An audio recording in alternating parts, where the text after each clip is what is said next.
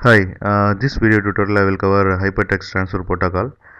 Using HTTP protocol, the client can communicate to the server and the server can communicate to the client. Okay. Suppose say I want to access NDTV news website.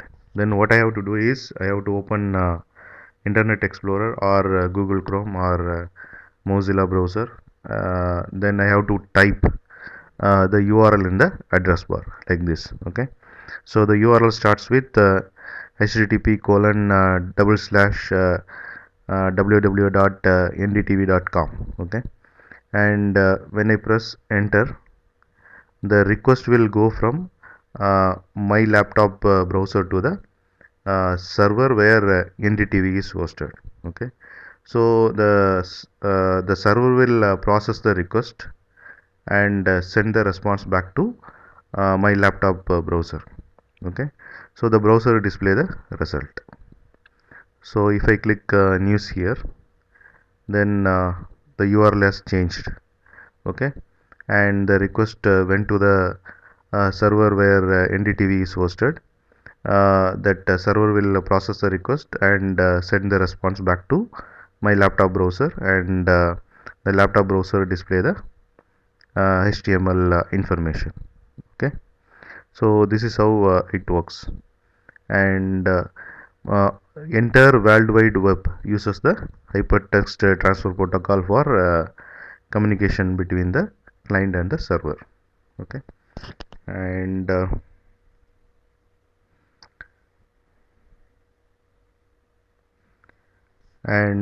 this Hypertext Transfer Protocol was established in early 1990. Okay, um,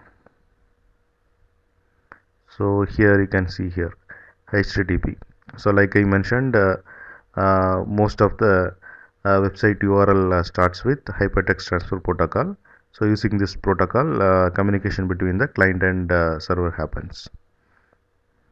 Okay, and here you can see the client machine, which is a browser, and here you can see the server. The server is nothing but the machine which hosts the website. Okay, and here you can see the browser which send the HTTP request to the server. Server will receive the HTTP request, process the request, and send the HTTP response back to the browser. Okay, so this is how HTTP request looks. It has a request line and the HTTP headers. So HTTP headers is nothing but it will carry information about the client browser and the server. Okay, and here you can see the HTTP response, how it looks like. Okay, so it has status line and HTTP headers, which is related to HTTP response. Okay, and the actual content. Okay, so next we will see how the HTTP request looks like. So when you type URL in the address bar, the browser send HTTP request, that will look like this. Okay, so the first line is nothing but a request line. Okay, get is a HTTP method, and which page we want to access, and the protocol HTTP version is 1.1, and from the second line to 12th line it is HTTP header. Okay, it will contain information about the uh, client browser and which server it want to access, so that kind of information will be there. Okay, next we will see how the HTTP response looks like.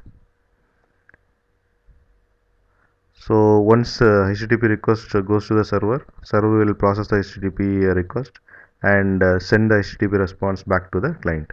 So the HTTP response may look like this. Okay, the first line is nothing but a status line. So 200 OK means server process the request successfully and return the content.